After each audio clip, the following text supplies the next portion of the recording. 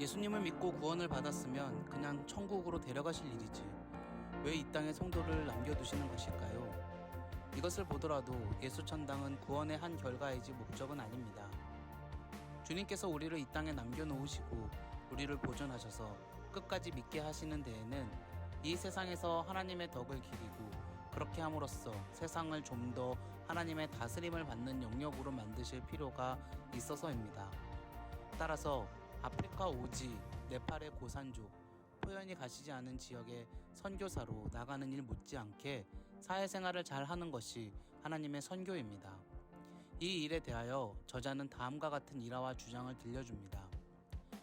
함께 교회를 섬기는 교육자들과 소요산을 등산한 적이 있었다. 소요산에는 원효 대사가 있었다는 절이 하나 있는데 그 경관이 얼마나 아름다웠는지 모두가 다 감탄했다.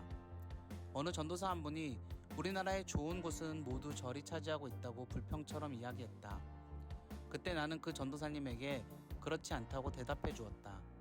정말 좋은 것이란 좋은 곳은 모두 교회가 차지하고 있다고 말해 주었다. 기독교의 교회는 세상에 있고 불교의 절은 대개 산속에 있다. 경관은 절이 더 좋을는지 몰라도 선교 전략적으로 볼 때 사실 절보다 교회가 훨씬 더 좋은 자리를 차지하고 있다는 것을 우리는 알 수 있다.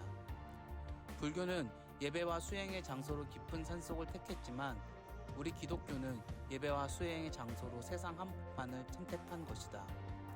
그러므로 우리 기독교에서 세상은 단순한 세상이 아니다. 그것이 곧 예배의 처소요 신앙의 장이다. 불교는 불교적인 수행을 위하여 세상을 버려야 하지만 기독교는 기독교적인 수행을 위하여 세상을 버리지 않는다.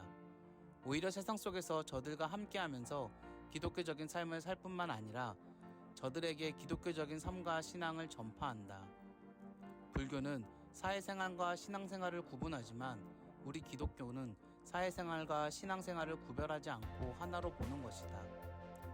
우리 크리스천에게는 크게 세 가지의 생활의 장이 있다. 즉, 교회와 가정과 사회이다. 그 세 곳에서의 생활, 즉 교회생활, 가정생활, 그리고 사회생활을 모두 합쳐 우리는 신앙생활이라고 부르는 것이다. 그러므로 사회생활과 신앙생활을 따로 구분하고 구별하는 것은 불교적인 발상이라고 할 수 있다. 우리 크리스천은 사회생활과 신앙생활을 동일선상에 놓고 생각해야만 한다. 그런데 많은 크리스천이 이와 같은 사실을 잘 알지 못하고 교회생활만을 신앙생활로 생각하고 사회생활은 신앙생활과 관계없는 것으로 인식하고 살아가고 있다. 신앙생활에서 사회생활처럼 중요한 것은 없다. 사회생활이 신앙생활과 일치할 때 진정한 의미의 크리스천이라고 할 수 있을 것이다. 그러나 아직도 70%의 다수가 예수를 믿지 않는 세상 속에서 크리스천들이 신앙생활의 연장선상에서 사회생활을 한다는 것은 말처럼 쉬운 일이 아니다. 많은 어려움과 실제적인 손해를 감수해야만 한다. 그러나 그렇다고 해서 함부로 포기할 수도 없다. 뱀같이 지혜롭고 비둘기같이 순결한 삶을 살기 위해 우리는 나름대로 연구하고 노력하고 기도해야만 한다. 그 좁고 힘든 길을 걸어내야만 한다. 그 길이 힘들다고 포기해버린다면 그는 사회생활뿐 아니라 궁극적인 신앙생활을 포기하는 것과 같다. 그것은 절대로 포기할 수 있는 것이 아니다. 싸워서 승리해야만 하는 필수적인 것이다. 모든 크리스천은 사회생활의 신앙생활을 위하여 최선을 다해야 한다.